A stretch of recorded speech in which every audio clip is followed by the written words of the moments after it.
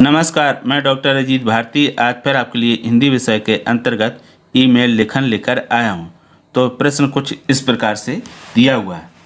देखो, इसमें दिया है आपका नाम विवेक है, आपका मेल आईडी vivek@gmail.com है। आप कमल प्रकाशन से हिंदी की कुछ पुस्तकें मंगवाना चाहते हैं। ये बिंदी हो जाएगी।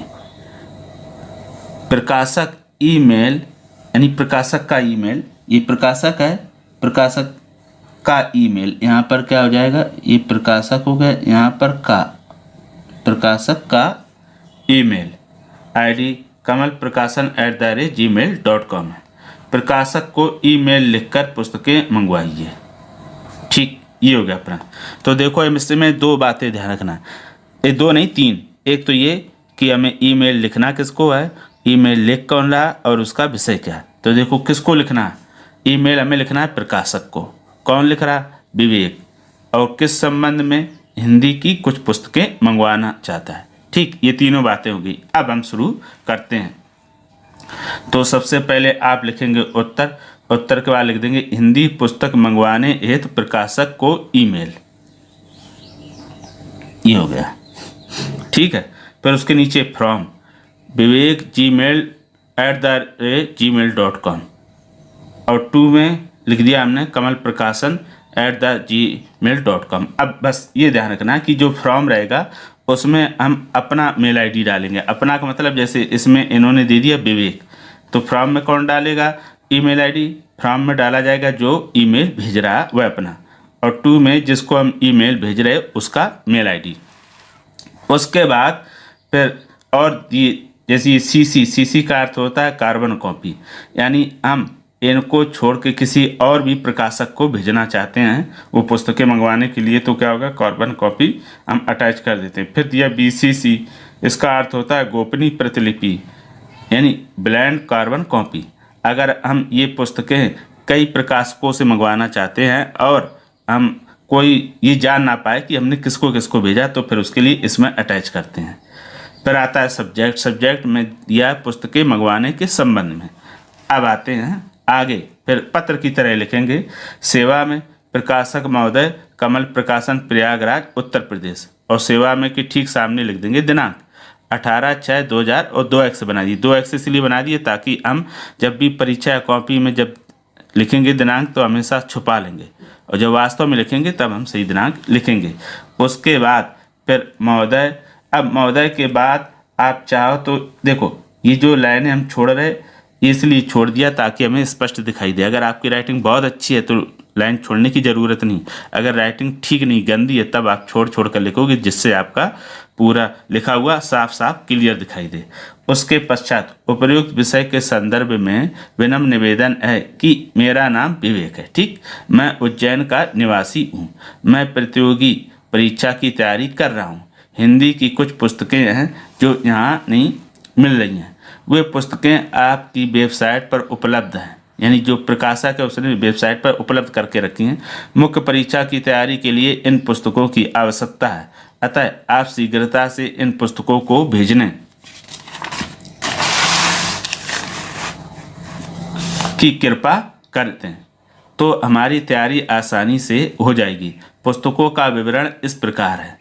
पहले लिखिए हिंदी साहित्य का इतिहास आचार्य रामचंद्र शुक्ल। दूसरा दिया भाषा विज्ञान लेखक भोलानाथ तिवारी। तीसरी पुस्तक दी हिंदी शब्द कोश, क्या होगा, हिंदी शब्द कोश, यह है हरदेव बाहरी की।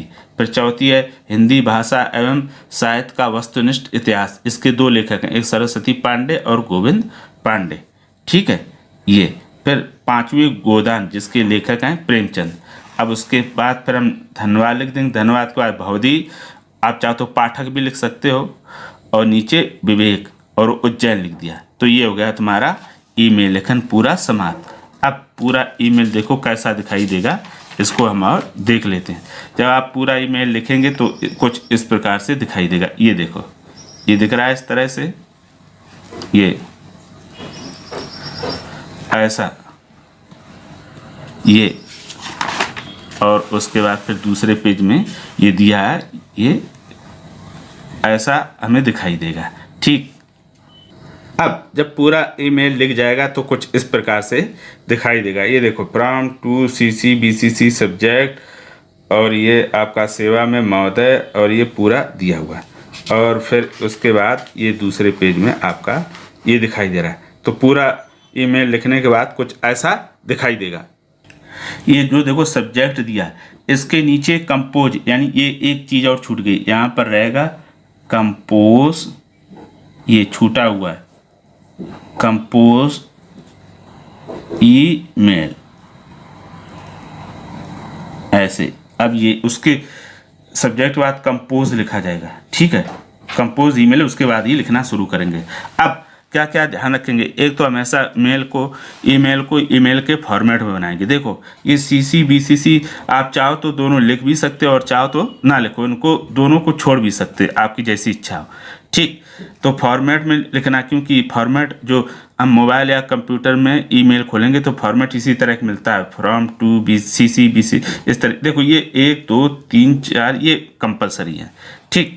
अब इसमें जो हम लिखेंगे वाक या शब्द, तो हमेशा ऐसे शब्दों या वाक्यों का प्रयोग करेंगे जो आप आसानी से सरल शुद्ध लिख पाओ। जो कठिन या मुश्किल लगते हैं उनका प्रयोग बिल्कुल ना करें। अगर आपने कठिन और मुश्किल लिख दिए तो अशुद्धियाँ आई तो फिर अंक कट जाएंगे, ठीक। अब तीसरी बात, आप इस पूरे ईमेल को 2 बार देख कर लिख लो और तीसरी बार बगैर देख कर लिख लो। अगर तीसरी बार जब लिख लो तो फिर मिलान कर लो। तो इस तरह से क्या होगा, जितनी त्रुटियाँ कमियाँ होंगी वो क्या होगी, आप सुधार कर लेंगे और बहुत ही कम समय में आप ईमेल लेखन लिखना सीख जाएंगे। तो आशा करता हूं कि ये ईमेल आपको समझ में आ गया होगा। अगर किसी प्रकार का कोई डाउट है या कोई प्रश्न है तो हमें कमेंट करके अवश्य बताइएगा। तो फिर आज के लिए इतना ही, अब हम फिर मिलेंगे किसी नए विषय के साथ, तब तक के लिए धन्यवाद।